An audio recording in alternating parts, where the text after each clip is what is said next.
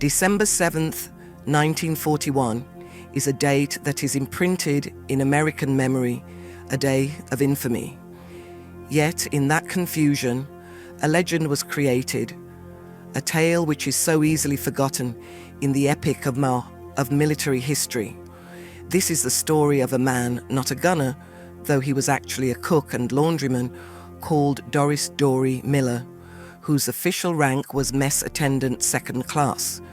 We have to see how heavy this label was. It meant that he was expendable in battle, limited by the brutal racial policies of that time. When the scene of anarchy was at the summit at Pearl Harbor, Miller, with no other equipment than a pair of eyes and a hunch, was at the end of a .50 caliber anti-aircraft gun. His unofficial feats on that day, which allegedly shot down as many as 4 enemy aircraft, did not only save lives, it fired the first actual shots on the walls of racial segregation in the United States Navy. Doris Miller was born on the 12th of October, 1919, in Waco, Texas, in a massive family. Miller can only be understood by the black experience of the 1920s and 30s. In the rural South, his parents had been sharecroppers, a system that was only slightly superior to open slavery. The family spent their days toiling the cotton fields, which were inhospitable, since the sun rises early and sets late, and the family was constantly in debt to the landowner. This is the gloomy economic fact of the Great Depression period among black families. The shadow of poverty was always present. There was a poor education system and no prospects other than working on the farm. This was a turning point, and turning 20, Miller decided to join the US Navy on September 16, 1939. To the black men in Jim Crow South, the military, with all its inherent racism, was among the only means of receiving regular pay, 3 meals a day, and an opportunity to avoid the sharecropping system. It was a trade-off, and the economic bondage of the South was sold at the cost of the institutionalized bondage of military segregation. The wages, though meager by the standards of the whites, were a lifeline. Miller was recalled as a strong young man, 5 foot 9 inches in height and above 200 pounds, a figure that was perfected by years of hard work. He was strong and astute enough to take any position, but the Navy had made up its mind about him. 1941, US Navy was a strongly structured racial discrimination organ. The black Americans were not legally allowed to hold any other position besides those in the steward branch. They were derogatory and particular in their titles: messman, cook, and steward. Their only duty was to serve the white officers and crew, literally with meals, clean shoes, uniforms, and take care of the officers' quarters. This was codified in the Naval General Order 99 that specifically banned the black recruitment into general service ratings. Actually, the total number of blacks in all the US Navy was limited by a quota that was not officially stated, yet it was very rigidly enforced. During Pearl Harbor, the entire Navy population of black sailors was around the 4 to 5%, with nearly all of them being in the steward branch. This was a strategic move meant to deprive the black men a chance to demonstrate their heroism, prowess, and nationalism in war front. Dorie Miller was officially known as mess attendant, second class. He did laundry and was a servant to the officers. However, in addition to the mandatory tasks that he had to perform, Miller was an outstanding athlete. He was the current heavyweight boxing champion of USS West Virginia. Such fact highlights the irony and tragedy of the segregation. Here was a man with physical power and training of a champion fighter, the man who was kept within the boundaries of a slave. He had not been taught how to damage control or how to shoot and how to navigate. The Navy saw no need, and even no desirability, that the black men should be instructed on the art of fighting. It is this institutional favoritism that his heroism would afterwards shine so vividly. The actions that he would perform later on would destroy the prejudice that the Navy had towards colour, which they believed could either make or break a man as a brave soldier or a capable soldier. In 1940, Miller was posted to the USS West Virginia BB-48, which was a huge and strong battleship and flagship of the battle fleet. Life on the board the WWII, as the crew referred to it, was organised and strict, but in the case of the mess attendants, it was a day-to-day routine of housework. Miller handled the personal needs of the officers of the ship, and in that position was in constant contact with the command structure, but totally out of the tactical operation of the ship. Miller, however, was an observer. He listened attentively when the ship had the drills and exercises being carried out by its appointed gun crews. His legacy would be the M2 Browning .50 caliber machine gun. It was a machine gun that was cooled by the air, which was essential in the anti-aircraft defense. This one was devastating in rate of fire, but needed special training to load, sight, and clear jams. Due to this status, Miller was never allowed to touch these weapons or undergo any formal training. He had acquired all this knowledge himself through observing the motion of the gun crews. This technical absorbency, through mere observation alone, will tell much about his latent intelligence and readiness. He was a civilian on a warship, a dilettante on the fringe of the regular war machine. This unauthorized knowledge became, in fact, a matter of circumstance that was almost a miracle, a convergence of circumstance and character. The fact that Miller happened to know the type of knowledge he was, instead of being supposed to know, was a protocol infringement due to necessity, and was the key unlocking his heroic moment. December 7th, 1941, dawned as a good Sunday in paradise. The sun was up, and a large number of the crew were either having breakfast or were just about to be in action, as also Miller. The West Virginia was at berth F6 in Battleship Row. The calmness was ruined at 7:55 a.m. by the scream of aircraft engines and the terrible noise of explosions. The surprise was total. One of the major targets was the West Virginia. At least 7 torpedoes and 2 bombs pierced through it. The very brunt of the attack was disastrous. The mass flooding that followed as a result of the torpedoes tearing the port side made the ship list drastically. Fires, which were nourished by broken fuel lines, broke out all around. It was a terrible din of sirens, explosions, and shouts. The ammunition magazine was an official battle station of the Miller, and it was not available because of the flooding and flames.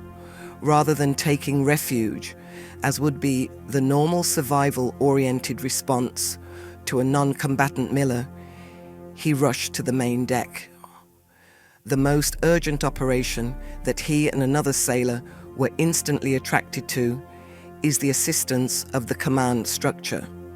Captain Mervyn S. Bennion, the commander of the ship, was on the bridge trying to give orders on the defense when he was struck in the abdomen by shrapnel in a Japanese bomb shot. He was gravely wounded.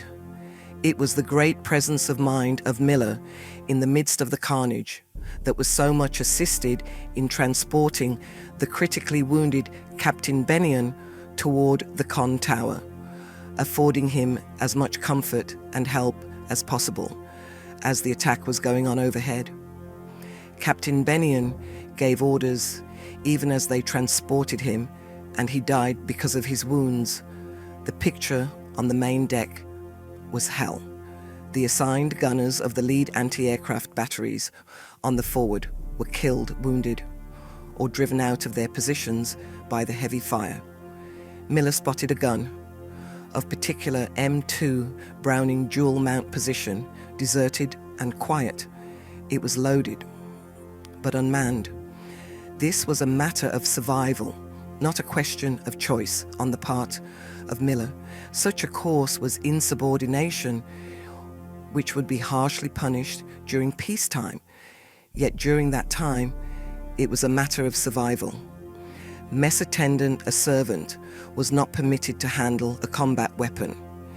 Yet when enemy aircraft, whose types could be recognized as Mitsubishi, A6M0s and Aichi-D 3 dive bombers, were strafing the deck and striking fatal blows, there was no option other than to violate the regulation. Miller sprang to the platform and opened fire. He was not trained to play with the sights and tracers and to know how to adjust the belts to the gun when the ammunition was exhausted. But he was well aware of loading and squeezing the trigger. He merely turned the gun towards the Japanese aircraft and fired bursts of .50 caliber bullets. Accounts of the officers whom he had just served, men such as Lieutenant Frederick H. White, told what I had heard myself, that Miller was firing with destructive accuracy and with a certain kind of naturalness with the machine gun. His stand was a great target in a sinking battleship, but he remained on his post until he was called by one of the officers to leave his stand, and this because of the fire that was eating up the deck. His heroics saved the defense of the West Virginia directly because of his actions, with official records indicating he shot down 2 to 4 Japanese planes. During the initial response to the attack, the Navy concentration was on the damage control and the victims. The acts of Miller were referred to, but his name was still obfuscated. He was first mentioned in a formal statement merely as an unnamed Negro messman. The Navy was already struggling with the PR nightmare of the surprise attack, and the thought of such a heroic figure of the Navy being a black man who had bucked the very principles of its racial policy was something that made the Navy very uncomfortable. But the story was not kept secret. The cause was picked up by journalists of the Negroid newspapers such as the Pittsburgh Courier, the Chicago Defender, and the Afro-American. They played a significant role in the identification of the unknown man. They understood that the story by Miller was not only a story about heroism, it was a political weapon powerful enough to take Jim Crow Army down. Civil rights leaders, led by NAACP, also launched an offensive campaign. They used the name and photo of Miller as evidence to prove the black Americans were willing and able to serve in combat. The pressure became immense. The photograph of a black cook rescuing a flagship when he was not even allowed to train turned into embarrassment of the Navy at the national level.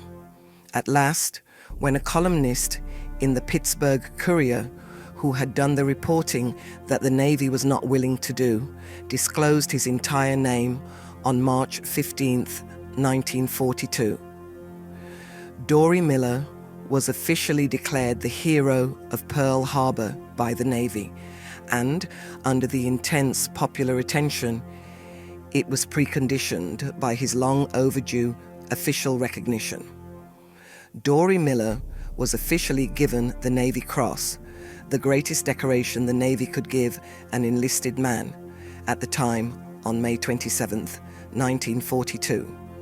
It was conducted on the aircraft carrier USS Enterprise, and the medal was handed out by the Admiral-in-Chief of the Pacific Fleet, Chester W. Nimitz himself. These were a veiled admission of the failure of the system on the part of Nimitz. It is the first time in this struggle that a member of his race has been known to have been so recognized. Miller was an immediate national celebrity and went on a tour of war bonds to lift the morale and raise money to support the war effort. The celebrity of Miller was not able to protect him against the perils of war. He had been deployed to an escort carrier, USS Liscome, Bay CVE 56, on November 24, 1943, in the Battle of Tarawa.